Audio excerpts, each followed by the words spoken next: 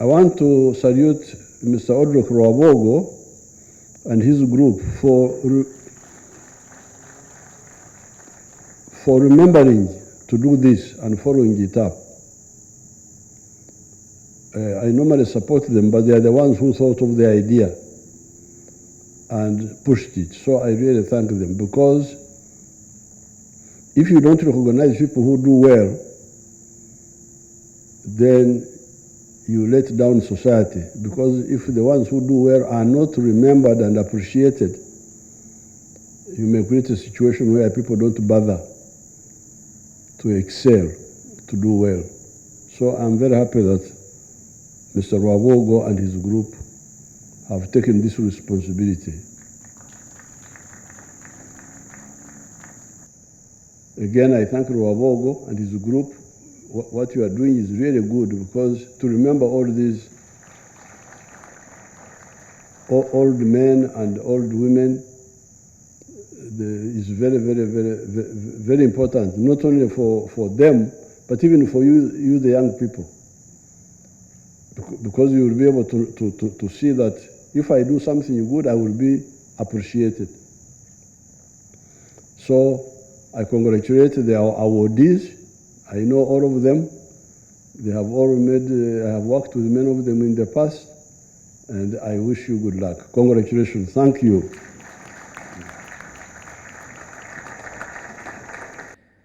Mr. President, allow us now to go on to the session of reading citations.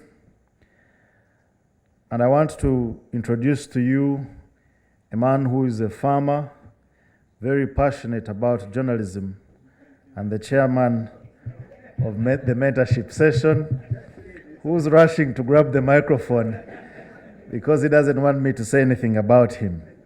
Odrek Rwabogo has been the vision bearer, and I now want to ask him to take this time and read the citations of the people being awarded. You have all of them. Good. I just wanted to take a moment. It's not my place, but sitting there in front and casting my eyes, you've been seated from midday. I just wanted to ask you to stand for a minute and just stretch. The mental bandwidth for taking in more speeches is limited. Just stretch a bit. Stretch a bit. Yes.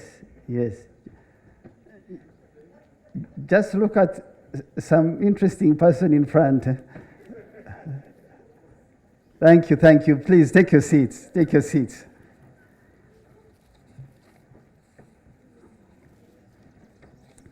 Mr. President,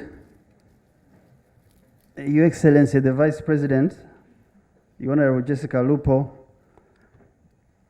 former Prime Minister Mama Mbabazi, our visiting brother, Speaker of the House of Representatives of the Federal Republic of Ethiopia, the Honorable Tagese Chafodulo, the elders who will be awarded shortly with the citations I'll be reading, cabinet ministers, members of parliament, religious leaders, the family of Jacob, and all you young people who have joined us today at this year's mentorship luncheon. It's a good crop of people. When you cast your eyes, I have seen some people who I haven't seen in 10 years. I have seen some people who haven't been in State House in 15 years. And I think this is a wonderful moment because they come from all parts of the country, all walks of life. I think we need to clap for ourselves for just spending this afternoon together to listen, to give awards to old people and to mentor the young ones. I want to thank you, Mr. President, for allowing me to host this luncheon and to award a crop of people who we chose for this year. And last year you were kind to send the Honorable Mama Mbabazi, who is here, to preside over the mentorship session. I thank the Prime Minister of Ethiopia. I think my brother Chairman Mao has mentioned that, sent us together, and in return we have the Honorable Speaker Tagese with us. And so some of the yardstick we use, I just wanted to give this little context. we arrive at cohorts that we give these awards. The president has allowed us to do this through him by just 6 things we look at. First is age. You're above 70. So there are many people now who are above 70 in our country, which was not the fact 20 years ago, which is wonderful. We need to clap for. The second one is the years of service someone has put into work for Uganda. And there are so many who have put in 40, 30, more than that. The third one is the quality, not the quantity of decisions, the quality of decisions you made when you had authority. So we look at some of those decisions and we weigh them against a particular barometer and we arrive at what's quality that we consider. The fourth one is the depth, the intensity and character of the person, because that's what young people are looking for. The fifth one is the kind of changes you instituted when you were there. So we look at what did you do when you held that office for so long? What reforms can we hold on to? So if I go further down, some people may not like me, but we looked at all those, a totality of decisions and reforms you made. And finally, the impact you have had, even in retirement. So we don't look at one incident or two, we look at a total bend of life. We don't judge a character because of what happened yesterday. We look at 40 years, we come today and in between. And as you notice, the categories we choose cut across science and technology, art and culture, enterprise, manufacturing, politics, religion, and many other areas of life. Uganda has many good people who have laid foundations for our country, but very few are known, even few are celebrated. I got to know this when we began these nominations last year. We got 60 to 100 people plus, but we just wanted 20. And so we were spoiled for choice. We were not sure who to leave out and who to keep. And that gave us hope to know that there are many people out there who build in silence, but in the end, the country keeps united, keeps stable, keeps growing. Yeah? Not everybody has a microphone. Not everybody has to be on the radio to say, I'm building. Yeah? And so therefore, to mentor is to guide. It is to illuminate a path for a young person by an elder. It's a sort of apprenticeship in life, by the older to the young. But often roles can be reversed, where young people have more knowledge, they can mentor the old too. So it's two-way. So let me just give you an example. Take Mzee Kintu Musoke, who is here,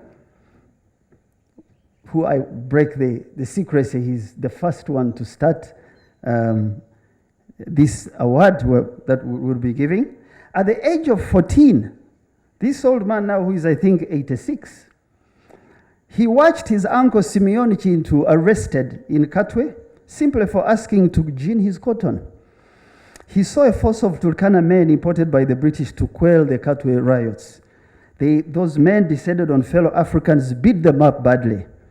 Kintu Musoke would join Ignatius Musazi as a young boy to campaign for independence.